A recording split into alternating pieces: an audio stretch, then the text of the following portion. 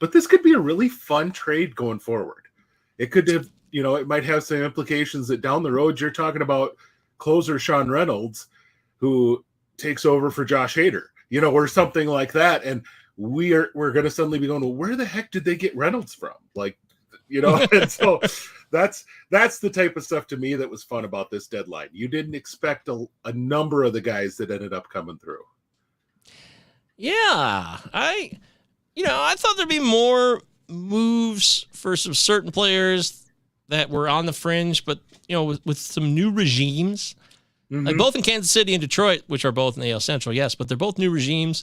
And I thought it seemed after some time to ponder, after the deadline ended, that they wanted to kind of feel things out a little bit more. They didn't want to dump everybody. They're still kind of taking stock of what they have. I thought maybe Brady Singer might be a guy they want to move on from. I thought that was possible. That was just my own opinion because without knowing any inside information, I just thought that he was a guy that was part of the last regime who maybe could offer more if given a fresh start somewhere else. Although he has turned it around lately. He's really looking a lot better, a little more sharper, a little more consistent. But again, that was the kind of guy I was looking at. And with the Tigers, of course, they tried to trade Eduardo Rodriguez. That fell through.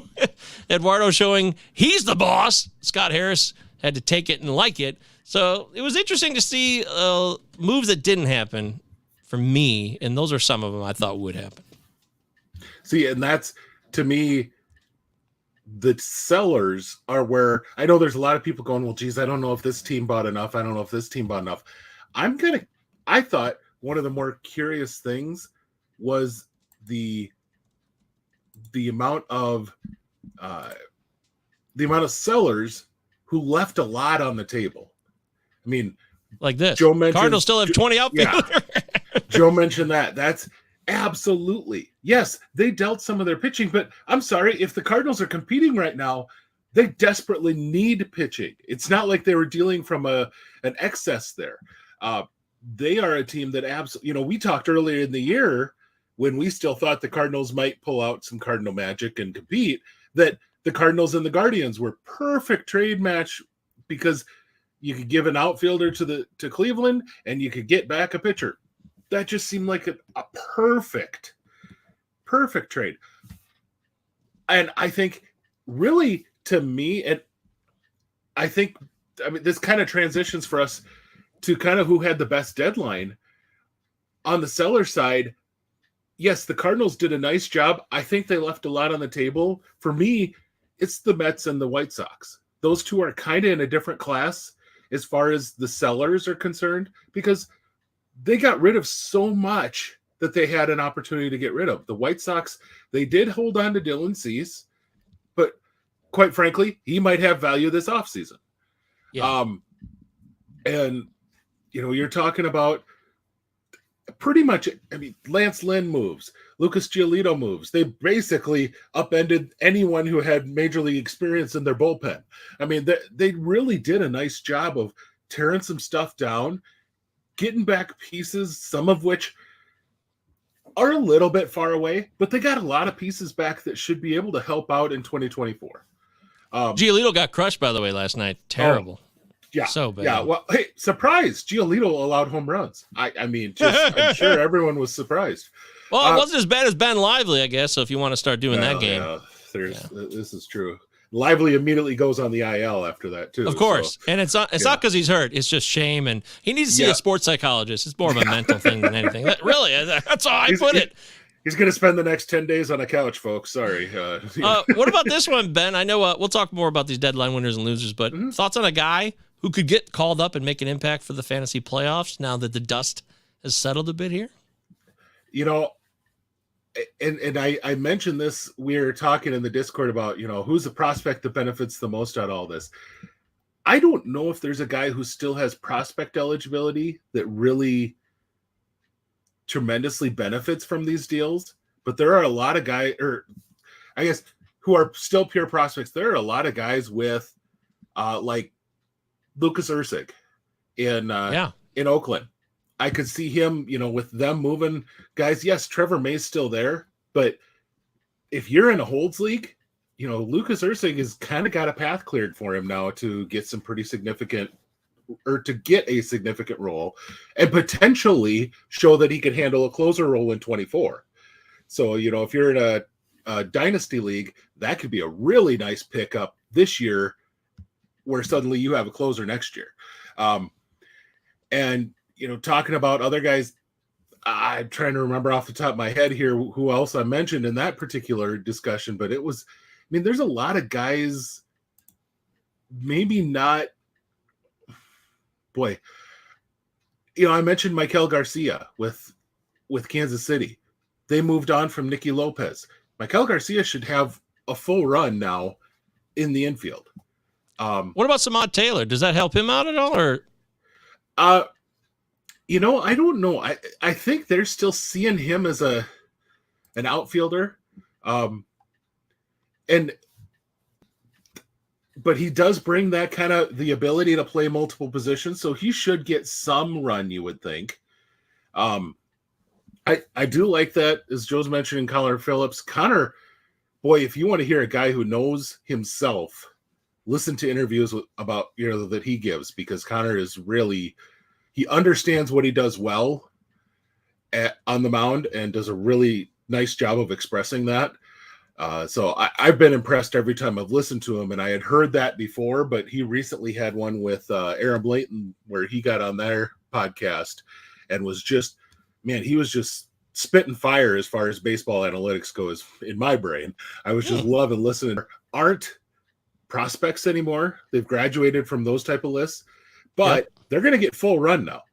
Liberatore is going to be a starter the rest of the way, and I keep arguing with folks that what you need to see is Matthew Liberatore stay in one place and start for a year, because he is very much a field pitcher, and that has been his all the way up through the minor leagues.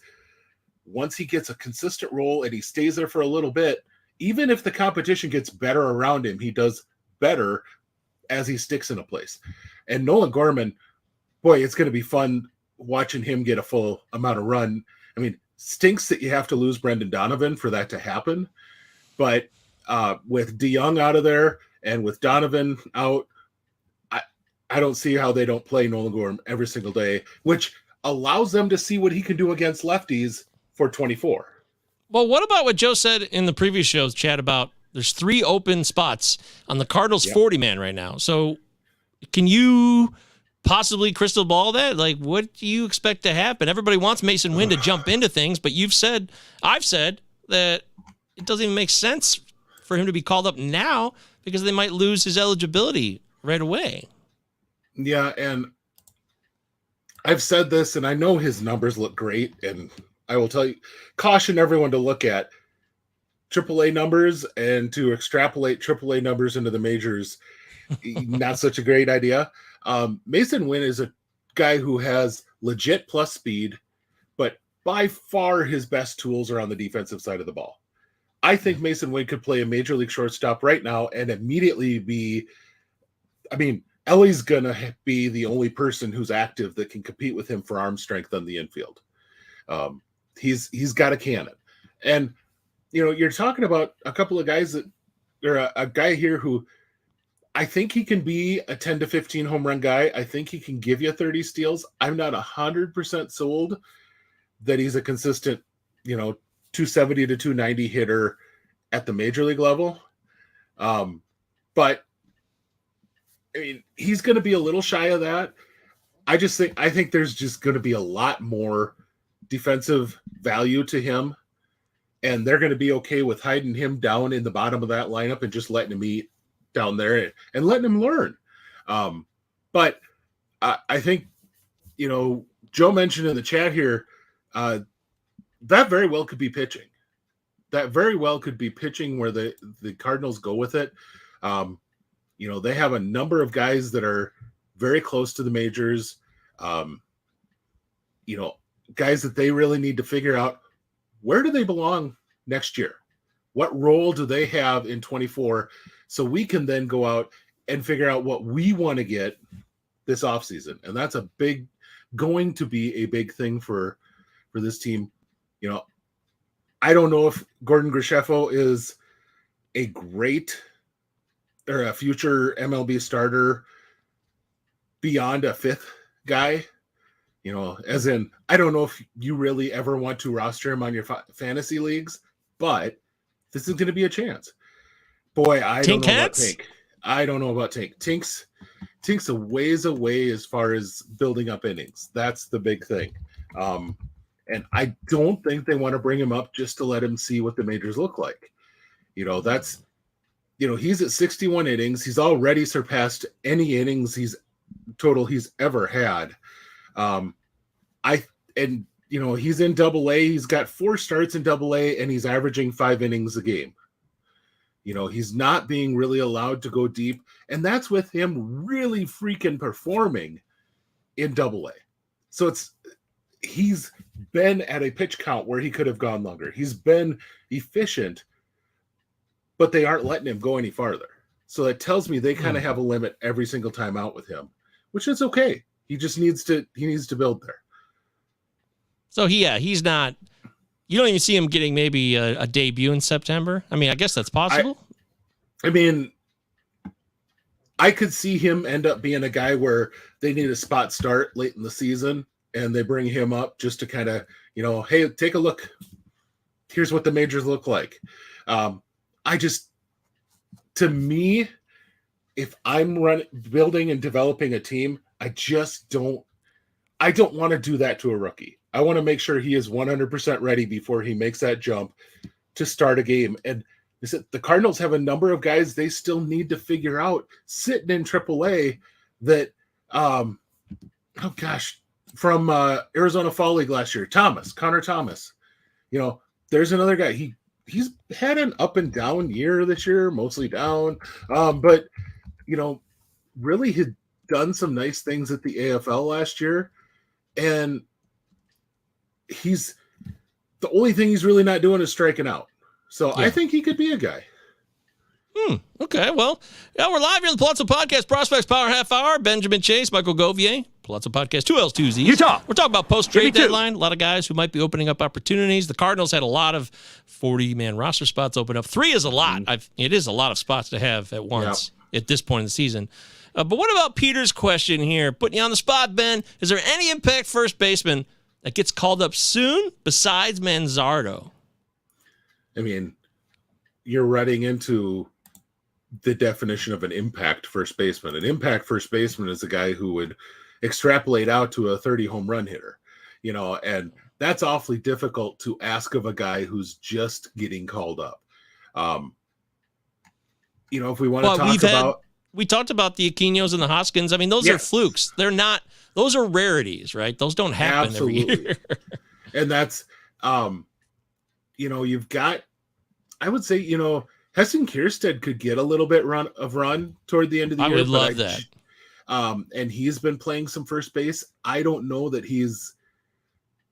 how much full run he's going to get because they didn't really open up space for him, and unless they kind of have a collapse of everybody else who's potentially eligible, I just don't see that.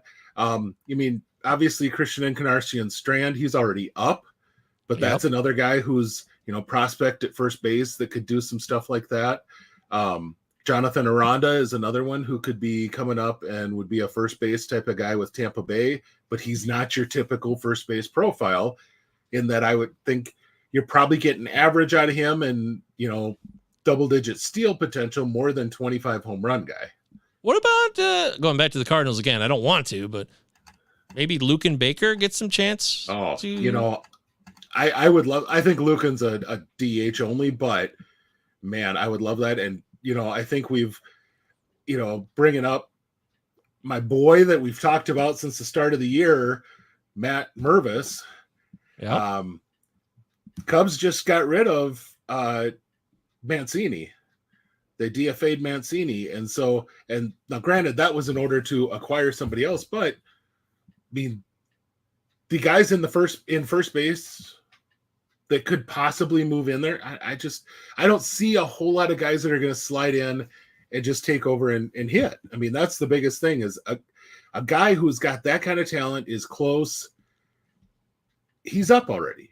That's really what we've seen this year is a lot of those guys have been pushed up already at this point in the year, which for better or worse, the new rules around things have really encouraged that.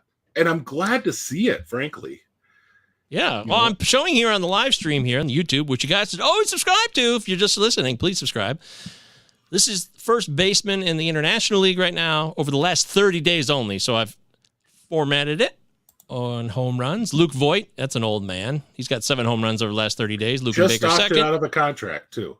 So he had a minor league deal. He just opted out. But, yeah. Do any of these names strike you as someone who could come up here and make a difference? I mean, this is just the International League. We can look at the PCL too, but I'm just looking at current guys who've shown some pop over the last month. It's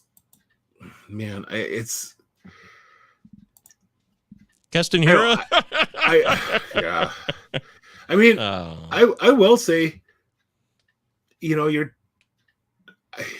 could Bobby Dahlbeck come up and get a little bit of run? Sure.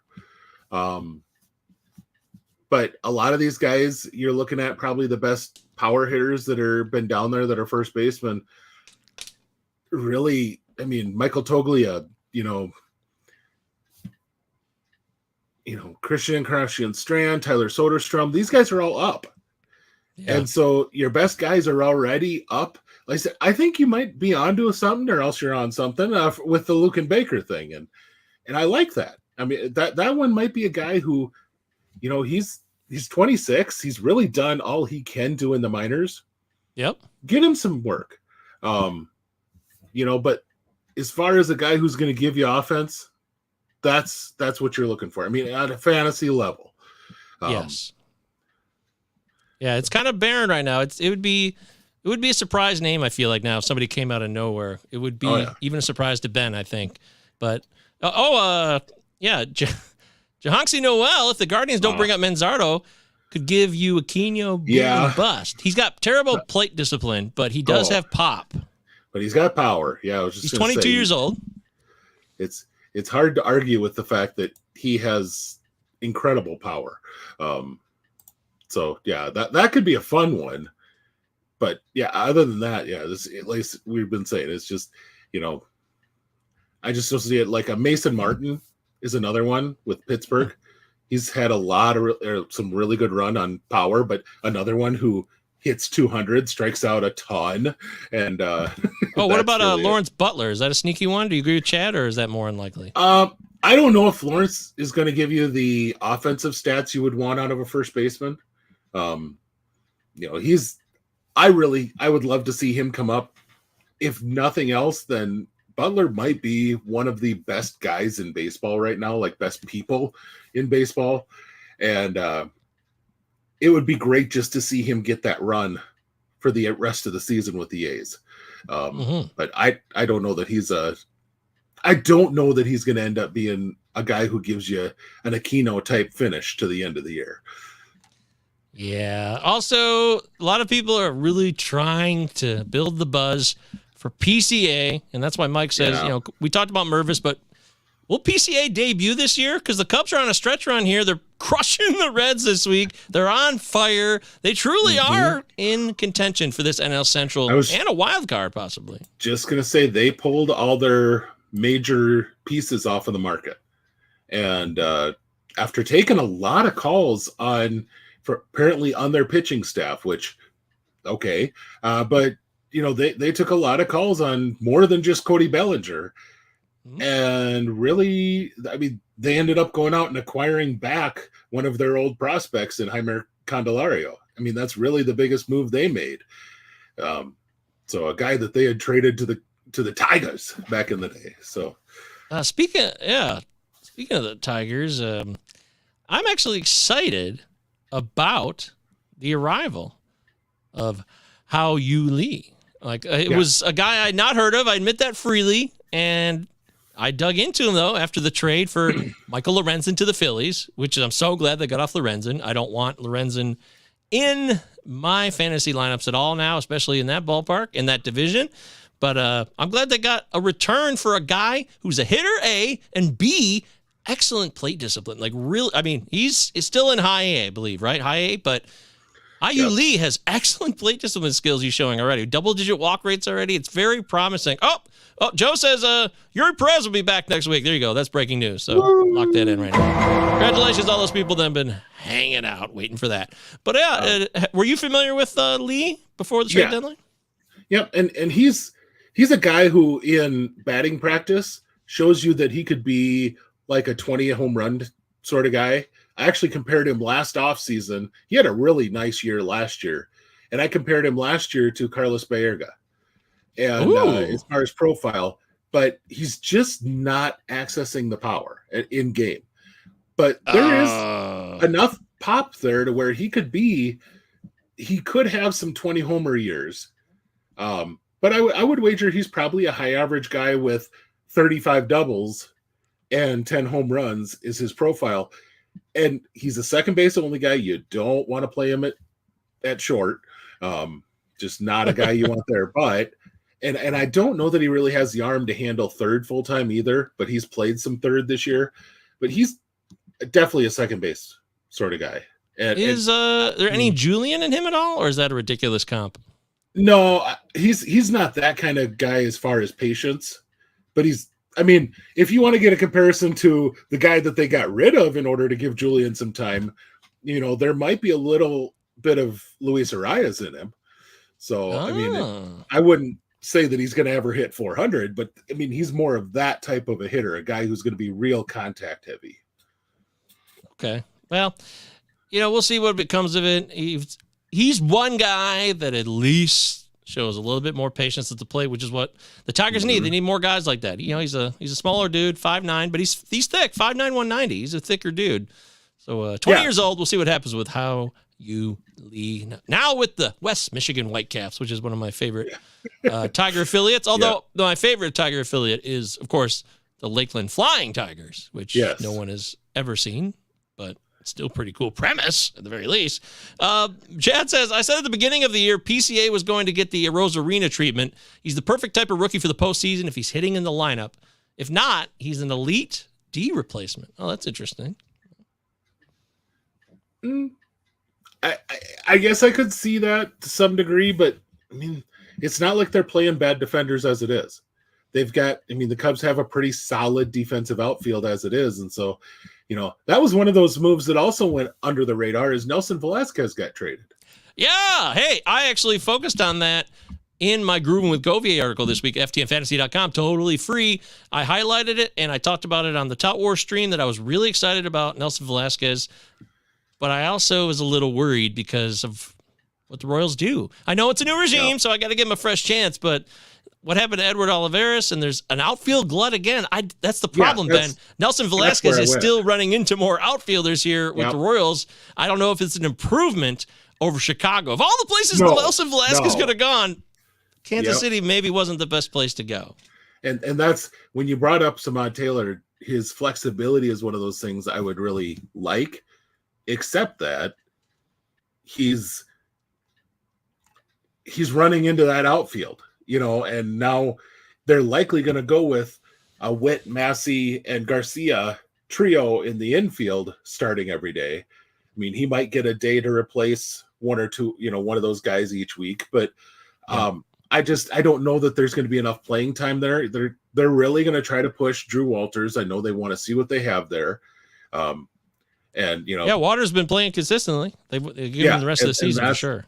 Yeah, can't complain with that idea. It's just, man, it kind of bums you out if you're if you're watching this, you kind of would prefer to see a guy like Velazquez get a little run and get to see if we could unleash the power, but not so much. It's possible that I have to accept that Nelson Velazquez might be a fourth outfielder for his career. It's possible. He strikes out a ton. Yeah. Oh, he'll be a guy who you'll stream a couple times a season, maybe. Like you'll stream him for a week because he'll go on a tear. But then the whiffs will come back, and then he'll just be ice cold, and it could prevent him from ever being a consistent contributor. This is a guy who I feel like of all the people that I've followed as closely as anyone, which I don't do as much as you do. You are much more focused in on the overall minor league profiles of many players. But for me, this is a guy that I feel like I've watched grow over the last couple of years from the first time I saw him in AFL. And now he's 24 and now he's with a new team. And it doesn't seem like he's that much closer. Next year, to me, will be a really crucial season for Nelson Velazquez. Does he break through, get to play, show that he's capable of providing offense for a full season for the Royals? Or is Nelson Velazquez going to be that fourth outfielder type? Yeah, I think I agree with you there. I wished him the best, but whoa! I just choked on my own spit. I wish him all the best. Peter wants us to know, breaking, Brandon Woodruff is lined up to pitch Sunday in Milwaukee. That's great news. Yeah, we heard that about a half hour ago. Yeah, thanks, Peter. It's needed. Yes. But that also can answer some questions that folks had about what Milwaukee did at the deadline, because a lot of people assumed that they would go out and either pick up somebody, or else if they didn't, then that meant that Robert Gasser is going to be pitching all the rest of the season. And you just kept hearing from Milwaukee beat guys, no, they believe they're going to have a full major league rotation. Gasser's only going to be up if that doesn't come true. And here you go.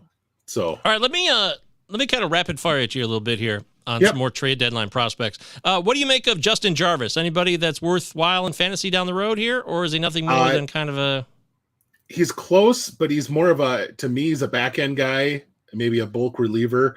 But he's a guy, I think he's made some big strides this year. And so I'm not going to discount the fact that he could be a guy that takes another half a step and suddenly is a guy that's a solid 3-4. So, okay. What about the deal that brought in Jordan Montgomery? Any of those Texas Rangers prospects that were sent for Jordan Montgomery that have you interested? Oh, yeah. And in fact, I really like that whole setup. Takoi Roby he's a fun pitcher to watch. And frankly, the Rangers need to get a ton more credit out of their 2020 draft, because they got they're getting a lot out of that. Evan Carter is still one of the best prospects in all of baseball. And then, both Sagesi, and Roby are both guys from that 2020 draft. And I like Roby as a guy who could be a mid-rotation to even a little better arm. He's just really struggled with injuries thus far. And then you got Sagesi. I think Sagesi is a guy who's going to play he's going to be the type of guy that comes up and plays a utility infield role, but plays a utility infield role where he's getting 450 to 500 plate appearances a year. He's a very solid hitter. He's just not got one spot. And so, I mean, both of those guys come from where there was a lot of depth ahead of them. There was an Owen White, a Jack Leader, all these guys ahead of Roby. And then same thing with Sagesi. You had, Foscue. You had, they have just a wealth of guys that are on the infield side of things. So they come out of a situation where they likely were blocked from a future major league path, and they're going to do really nice going forward. Sagesi's stats here, I mean, on the surface, Double-A, right? They look really good. I mean, 313, 16 bonds, was 380 OBP, 900 OPS, over 374 bats this year. That looks good on the surface. For sure. Yeah, I think the big issue for him is simply he doesn't really have a defensive home. And now he's going to the perfect organization for that, because the Cardinals love taking guys that have no idea. Is he really? Is it it's the perfect organization, but maybe for for the opposite reason. They just love bringing all these guys in. But at the same time, look at what they've done with guys like Tommy Edman and Brendan Donovan, who really weren't, I mean, they didn't really have a spot. And now, here we are looking at those guys a couple years later as fantasy league starters. And they're, they kind of played him around until they went, oh, hey, Edmund actually handles shortstop okay. We can maybe leave him there. And, oh, geez, Donovan actually is pretty solid up the middle at second base. We can leave him there, too. And he's played around other places, but they're going to do that with guys. And I really think that's an organization that'll get Sagesi up, and they'll say, okay, we're going to play some at second, some at short. Third base is a little occupied at the moment, but, you can play some corner outfield, and we'll see where you really fit. So. And Joe says also Foscue should be a solid average MLB player. Yep. And the only issue he's going to have is where. I mean, you've got Semien and Seager signed for, into the not the next presidential, but the like president after that. So yeah, after the 2028 election. Yeah, there we go. So Chad says that I asked this on the main show, but could you stash Austin Martin for the looming Buxton IL stint? But with his promotion to AAA, they could instead bring up Brooks Lee. Yeah, Brooks Lee this season still seems like a long shot, I would assume.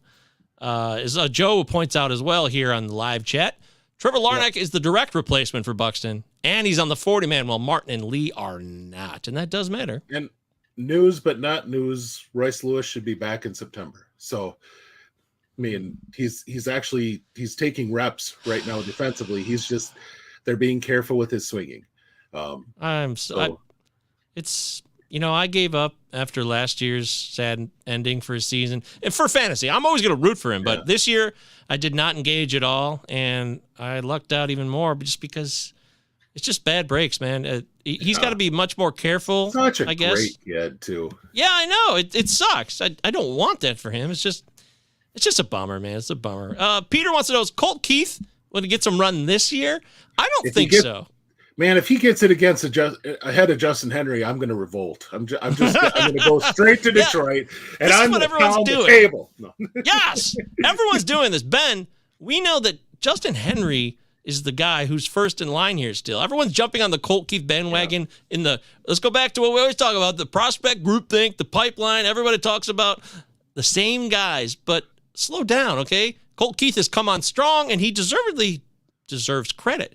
But Justyn-Henry Malloy was in the futures game still, okay? So he was there too, and he's been a level above Keith. He's been a little bit more advanced, and I would be shocked. I would be shocked if Colt Keith gets called up before Justyn-Henry Malloy. I just do not see it, and I don't think we're being biased. I just think we're well-versed in the lineage, if you want to call it that, the hierarchy, the promotions, and who came in here and who's done what with the Tigers. And if you really want to look at it, go Tigers.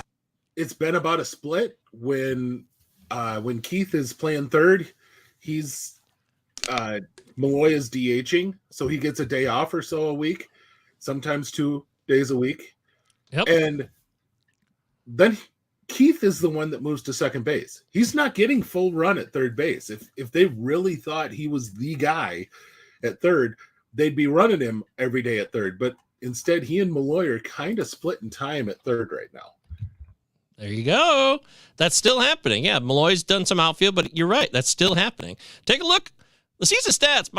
Our guy, Justyn-Henry Malloy's got a 406 OBP for the season. That makes me very happy. That's exactly the type of hitter the Tigers need in their major league lineup here. He's 23 years old now. I'm telling you, he's got to be close. I really think, and this is the part where it gets a little bit more wishful thinking, I think that Justyn-Henry Malloy will get a taste in September. I really do. I think it's going to happen. So here, I'm the bozo now here, Michael. Justyn-Henry Malloy has not played a game at third base since the 13th of June. He's been playing corner outfield. Yeah, well, see, I guess I didn't want to challenge you. I thought that might have been the case, but I'm never one to question you, Ben. I always think you're on top of things. And when Keith first got promoted, he was playing alongside Keith in the infield. But yeah, that really hasn't happened since. So that's interesting. But I will also say, if you want to get a guy into the majors with the Tigers, play him in the outfield. And so maybe if you want to talk about a guy who has a better chance, of course, I mean, seriously, where in the Tigers lineup could they not have an improvement? Let's be real here. I mean, yeah, they could plug in any minor leaguer who's doing well, and they would have an upgrade. So you look at Justyn-Henry's July. He's showing some power here. He's getting on base. I mean, he draws like a walk like almost every game. He had a stretch here with 3 straight games didn't draw a walk, and that was unusual. That was around the All-Star break. But then 2 walks. You know, he drew 13 walks in July. Even when he's not hitting, that's one of the benefits I like of guys. He's got 2 walks in his first game in August. That's why I like guys like this, because when the slump comes, and the slump always comes for everybody, maybe outside of Ronald Acuna, who's having one of the greatest seasons of all time for fantasy purposes, which hurts even more for those that drafted Trey Turner. But Malloy's the kind of guy I like to have on my team because when the slump comes, the walks can kind of minimize some of the difficulties there. And they move. The other thing that I like about the idea of Malloy is they moved him up in the lineup. He was hitting usually between like third and fifth, is more of a run producing position. They moved him up in the lineup in July. And I mean, you were just read off the stats, he's getting about a walk every single game out there, and in fact, 15 walks in 16 games since the 1st of July. So, I mean, you literally a walk every game. And you're talking about a guy who's got about a 450, 460 on base over that time. That's exactly what the Tigers don't have in their lineup right now, is someone who can get on base. And yes, I don't think Justyn-Henry is ever going to steal you 15 bases, or maybe even not even 10. No. But if he's on base, he's going to score runs. I mean, that's just the legitimate part of it, is you need someone to be on base. So. Yeah, I mean, that's the Bill James playbook. That's what Moneyball is all about. Yeah, get him on base, we'll get him around. I think it's got to be close now. It's borderline service time at this point because he's showing that he can hit in AAA, although he hasn't been at AAA for like 2 years. So I understand if they want to see a full season out of him, but if he doesn't come up in September, absolutely, he will fight for a spot in spring training 24. That is a guarantee. I'll lock that in. Go Tigers. Oh, yeah, go Tigers. That's right. But I'll also lock that in. There you go. This is an interesting question from Peter. With the Paul DeJong trade, what does that say about Addison Barger of the Blue Jays? Does it say anything? I don't think so. I think more than anything, and especially if you look at what they gave up, which was a minor league reliever who may never see his way out of AA. They didn't give up anything to get DeJong. They had bad news about Bo Bichette coming right up against the deadline, and they wanted to make sure they had a guy who was a legit major league shortstop and didn't have that on the roster. I don't think Barger is any more or any less than what he was before. He's working through stuff this year. I think he's gonna still be that guy. He's got work to do, but I don't know. I think he has made strides this year on stuff that people were trying to holler about him not being so great. So I just, his slash line isn't beautiful, but you're talking about a guy who's still, even in his bad year, is walking almost 14% of the time.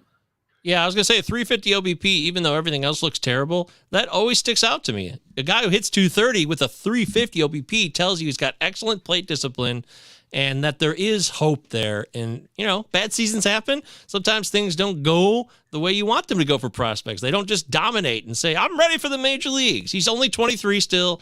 There is time, but I agree with Ben. I don't think it says a lot about him. Yeah, of course. A lot of injury. And he's played, I'm looking up here, 1, 2, 3, 4 positions this year plus DH. So, I think the Blue Jays are trying to figure out what the heck they have. To be fully honest, is they like him, but I don't know that it says more or less for him at all. He's in a development spot. Right. And, guys like Santiago Espinal, you can't trust it short, so they needed Paul DeJong, who strikes out like a madman. He plays good defensive short, and the Blue Jays are a very serious playoff team right now. So they don't, you rarely get a guy who is a rookie who jumps in at shortstop on a possible championship contending team. It's just, that's too important of a position. Yep. So I get it. It makes sense to me. And Bichette will be back. He's not going to be gone forever. He'll be back this year. I don't think it's that serious, but they did need to rest him. There's a couple more I wanted to hit before we left here on the trade deadlines, because I was going rapid fire here with Ben real quick because I love getting his opinions on things. What is Drew Gilbert really as advertised? The guy that got sent in the Justin Verlander deal from Houston to the Mets? I think, honestly, the Mets got 2 tremendous prospects in Gilbert and in Ryan Clifford. Gilbert, to me, is going to be one of those elite real-life players that's a good fantasy player. Along the lines of someone like Andrew Benintendi, Not a ton of power, not a ton of speed, but going to do nice things in both, going to get you some decent average. But he is going to be one of those holy crap Spitfire guys in the dugout. He's going to go all out on defense and make a lot of fun plays. If he's in a corner outfield spot, he's a Gold Glover. I think he's an adequate center fielder. I don't know that he's a Gold Glover there, but really is that type of a player. He's going to be one of those you plug into your roto lineup and he gives you 15 to 20 homers and steals, and you can let him eat all year long. You don't really need to worry about him. Clifford, on the other hand, Clifford is a guy who has huge upside, and this is a high school guy, might be a first base only guy, but has the power to back it up. I mean, this is a guy who, watching him swing, it's a pure power swing in that he makes big contact and still can cover the plate well. So this is the guy who could end up hitting, 270 plus and cranking out 30 plus. That's a huge type of guy. And from the left side, that's a big asset. I heard someone else today. I've been listening to podcasts all day long while I work, so I apologize for not giving correct credit to who said this, but someone mentioned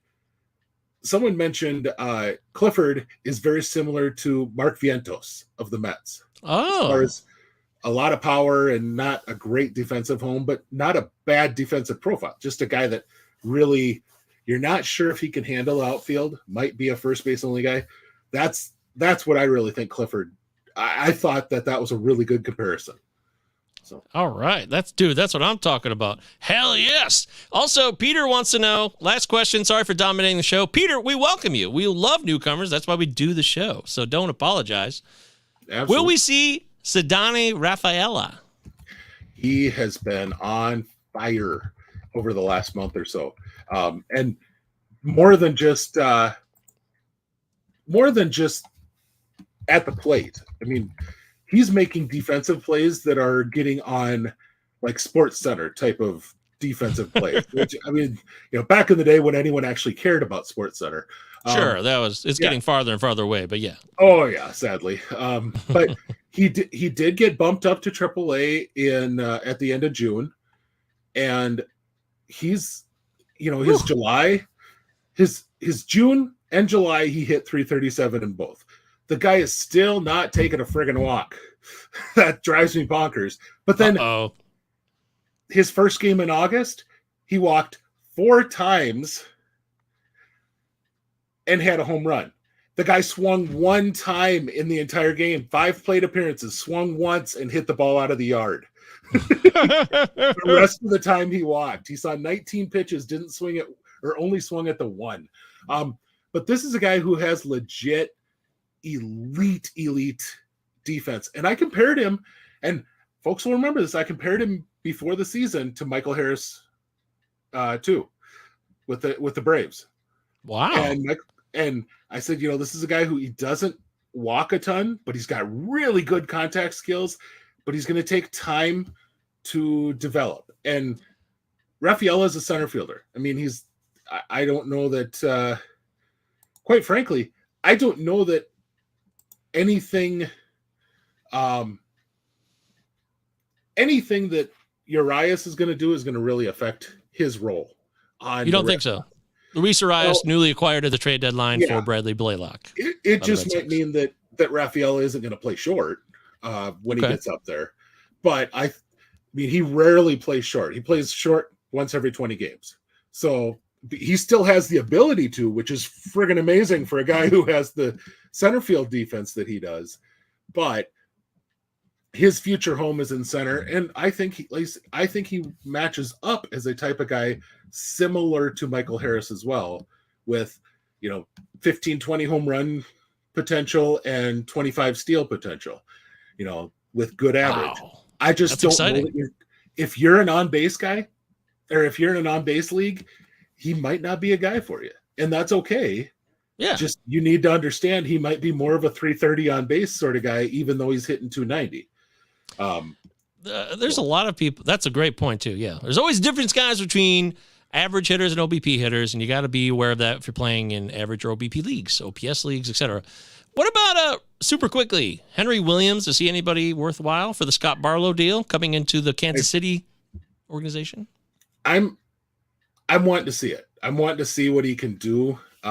He's really been up and down this year in his performances. I have a big man crush on Adam Mazur.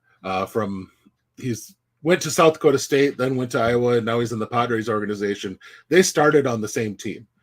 But boy, Williams is a guy who I really think he could be something.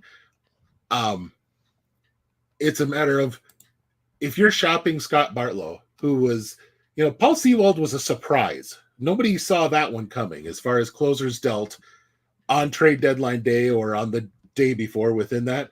But I mean, Cheesky, you got arguably the top known available closer on the market, and you get a questionable pitcher and a reliever for him. And boy, that one stunk to me. I did not like that particular deal. But I mean, I worked up a piece and was up way too late last night working up this piece, but worked up a piece on all the prospects that were traded starting from June 3rd all the way to the deadline. And I really think, they overall, those, Rios is a guy that they just signed out of Mexico. I think he's a future reliever, but big stuff if they can ever find out how to get it in there. And, Josh Stelma did okay for a little bit, so. Yeah, a little bit. A little bit. Josh Stelma. Yeah.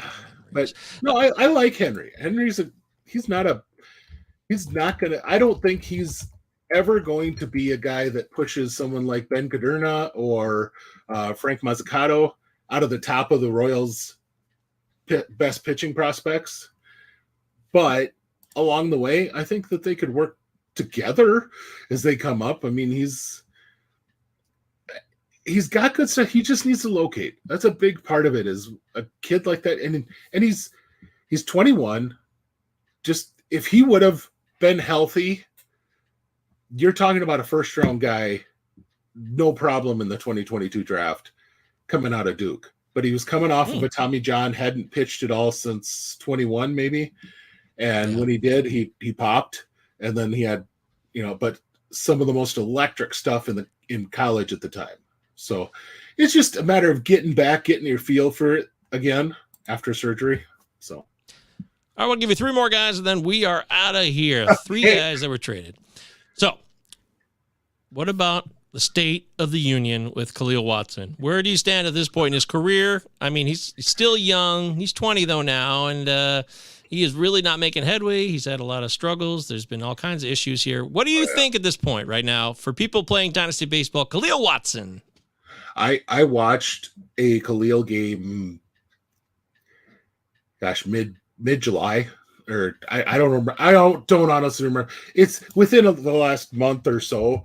Okay. And watched him foul a ball off, and it was so deep that the outfielder didn't move. I mean, it was close to the pole. So one of those where this should have drawn an outfielder running toward it and trying to get it.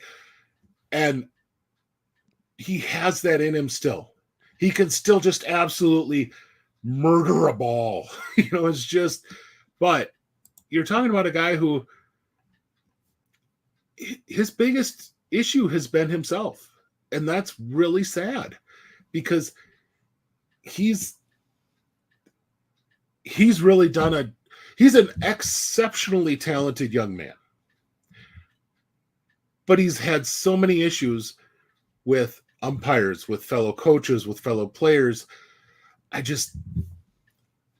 I really think he needed a change of scenery. Right. So Cleveland, could they feel that they have some type of structure that could help change? They have a good minor league structure overall. I like what they do with players, but they also, especially with well, yeah. I mean, as a fantasy owner, I love what they do with pitching, but I mean, just in general, they really work their players well. They got a guy who stabs somebody to be a productive major leaguer, in Josh Naylor. So, I mean, that says something. That's true. I do think that you're talking about a player who's going to probably take multiple years, and he's already. I mean, well, I guess, geez, I didn't even realize he was that. He's 20. He's still just 20. And I think that's just, there's so much about this kid. He needs room to grow, and he's in a really good organization to do it. Quite frankly, they have a lot of mature up the middle prospects. I would love for him to end up going back up into A-ball or high A, just to saddle up next to one of them for a while and just talk shop, learn about playing baseball. Yes, I love that. I think that's awesome. All right, what about Manny Rodriguez, sent from the Cubs to the Rays, relief pitcher? A lot of people are talking highly of Manuel Rodriguez.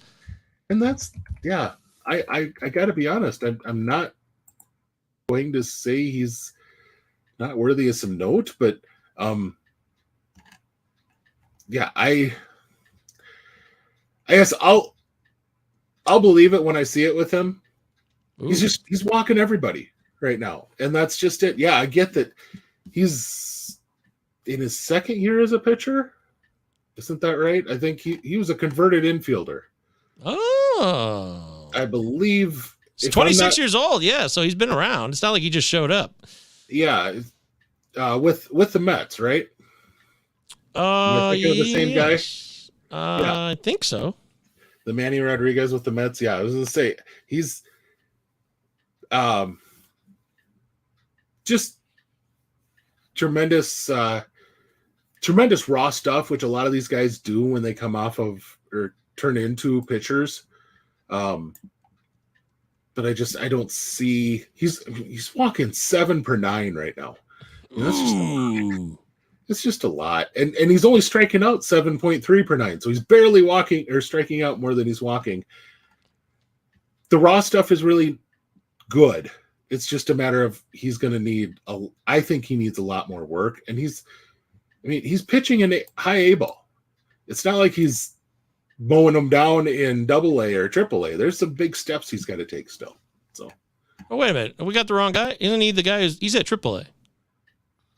I have that wrong. Wrong Manny Rodriguez here? The guy with the Rays? Yeah, I think the Rays assigned him to Durham. Okay. Yeah. So I have the wrong Manuel Rodriguez. That's okay. Oh, okay. It's a common name. So I didn't do my deep dive on him yet, just because he's no longer a rookie or no longer a prospect. So I did a big prospect thing looking at guys, and because he had played a bunch in 21, I think he lost his prospect eligibility. But as far as Manuel Rodriguez is a little different ballgame as far as striking out folks. But once again, he's still still walking more than 10% of guys. So nowhere near as bad, but still not quite the same guy. I don't know. I like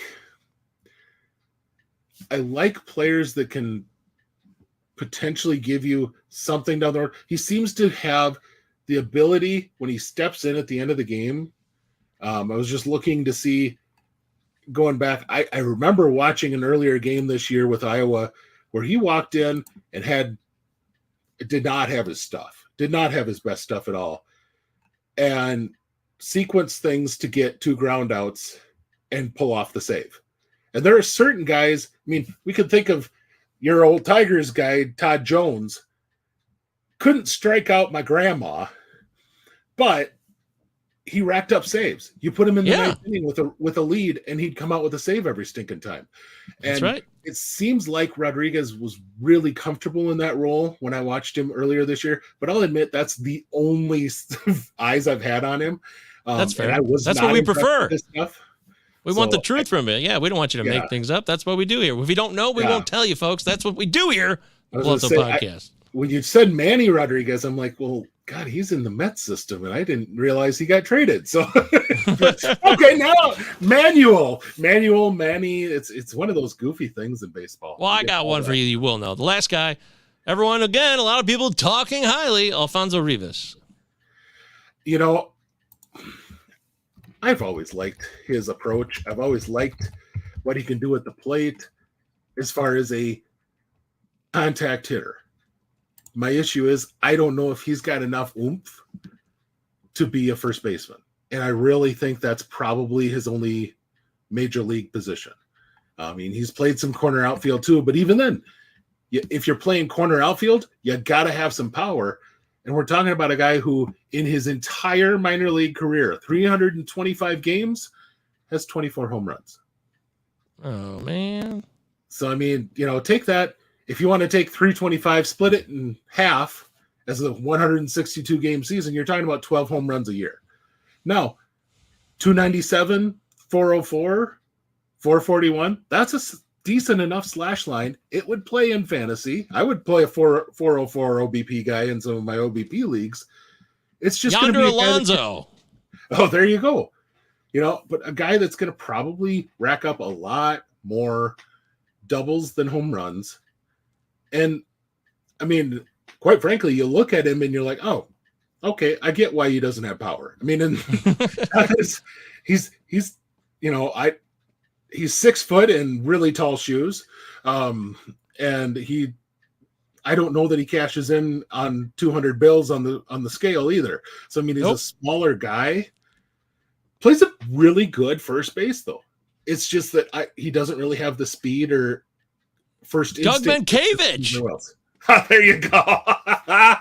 Now, that actually, if he can pull off a Dougie, he'll be able to do well as far as he's sticking around the league for a long time. I mean, Mankiewicz was not a guy you wanted to start for a lot of his career, but caught the last out of the 2004 World Series for a reason, because he could play a heckish defensive first base.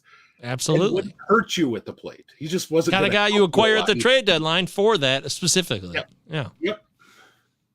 If he could be that, I'd be happy for Rivas. But I think this is why I bring these things up, guys, because there's a lot of people talking, saying, "Oh boy, well, this is a big move," but it's not always that. Go under the hood, folks. Take a look for yourself. You can listen to Ben, you can listen to us, of course, and then make your own conclusions. But just remember that. Oh, Chad asked the last question real quick. Is Ryan Weathers going to benefit now that he's in Miami, leaving San Diego? Man, we have to be real here. First guy that I compared Ryan Weathers to when he was a high school prospect was Braxton Garrett. So when this deal went down, I laughed. I thought it was just hilarious. And then I looked at the rest of it and I'm like, well, Garrett Cooper, what the heck are they doing? And then that's the deal that I talked about. Has Sean Reynolds involved as a potential, guy who could pop as a reliever with the Padres. I think if Weathers is going to find a better spot for him to develop, I mean, maybe Cleveland, that'd be about it. I mean, I really think this is about as good a fit for him, but it might be like Garrett, a slow roll.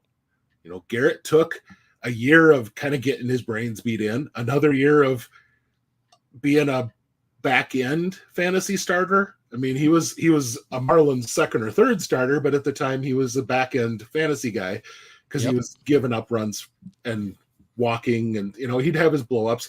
And now he's a solid mid rotation fantasy starter. Sure. I mean, it's just taken him those years of kind of getting that other stuff, but he had to develop down low for a little bit. He had to go down into the minors for a while. And I believe he even went down to like A-ball for a little bit to really kind of get his head on straight after he had his first bad run in the majors. And that might be what Weathers kind of needs, is just that freedom that, hey, you're in a good development system. You're going to see good coaching all the way along in that Marlins system as far as an arm is concerned. We might send you down to A-ball for a bit, then bring you up to Double-A, let you see that for a little bit. Yeah. And by the time you get back here, you're going to be ready to be very solid. I love it. That's quite the coincidence. That's funny.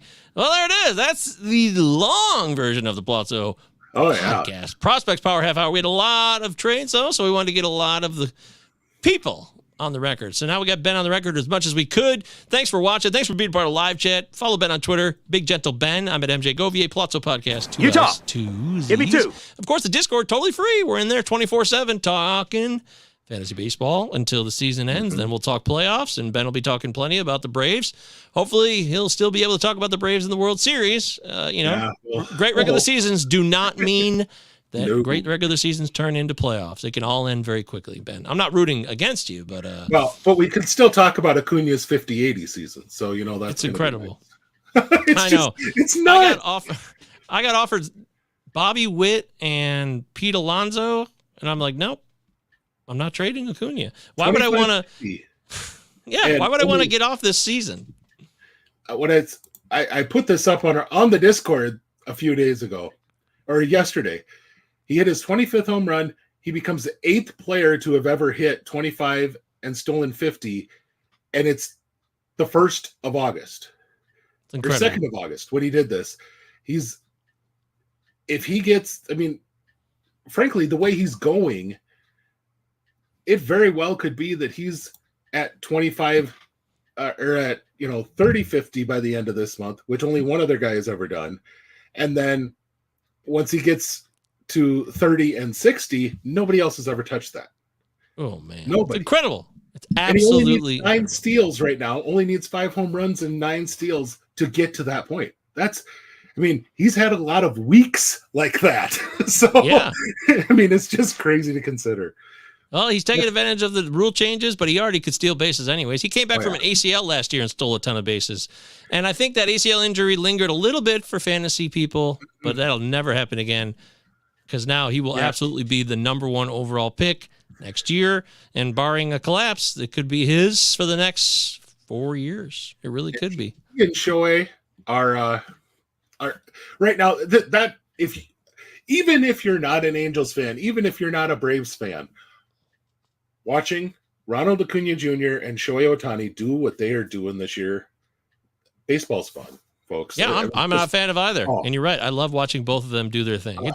I just got to watch a series of those two squaring off. And Shohei wasn't able to win a game for his team with his performance, but I think he hit like 800 for the 3-game series.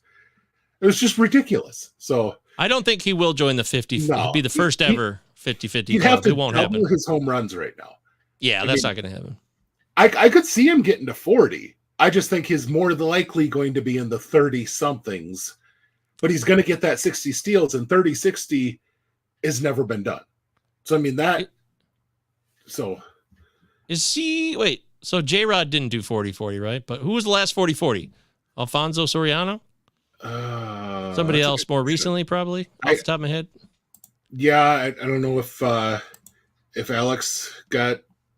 Rodriguez got it after, because Alex Rodriguez did it once. Yeah. The last one was Soriano, 2006. Yep. Okay. I was going to say it would be one of those two. They were I think the last two that got it, but yeah. It's not like it's a big club either. So no, it's only 4 people: Canseco, Bonds, A-Rod, and that's a guy. Well, maybe Canseco doesn't belong. I was going to say Alfonso Soriano doesn't belong. So if I say that, but in his peak, all those guys in their peak power speed. God, they were just studs. They just. I actually think Canseco was I know he roided up, but I don't think he really needed to that much. He was a very talented player. Oh gosh, no. Which is funny because he had a twin that just couldn't do it. He just Ozzy. He made it to the majors, but man, he was nowhere near his brother. That's right. Well, I'd love to see something fun happen. It's been a fun baseball season, and there's more to come. 2 months to go. Lock in. Don't quit up now. Focus in. If you're playing for next year, that's the fun part about Dynasty Baseball is you can make a lot of moves now to prepare yourself and start to plan. Because in redraft, you got nothing else to play for if you're sucking. So that's the fun part of Dynasty Baseball. When we're gonna do more. We'll be soon we'll start talking about FYPDs as the season ends, and a little preview, a little taste, and more. Arizona. Yeah, of course, Arizona Fall League. We got First Pitch Arizona. If you haven't got your tickets yet, lock those tickets in. Get down there. Come see me and Mike and Britton at the very least, and Sam. Sam's going to be there too. In fact, Sam rented a house that we're going to be staying at, Airbnb, so that'll be fun. And we'll hope to have some do something cool down there. I'm hoping. I actually talked to another guy I know, Jared Perkins, over there, he's got connections. Yeah. Me and him are friends, and I'm gonna see if maybe he knows a thing or two because he's connected to a lot of minor leaguers in Kansas City organization in a way. So who knows what we'll do? But make sure you stay right here. YouTube, subscribe, connect with us. Follow Ben on Twitter, Big Gentle Ben, MJ Govier, Plotz Podcast, 2L. Utah. Uzis. Thanks, everybody. Discord in the meantime. For Ben, I'm Michael. We'll see you later. Peace.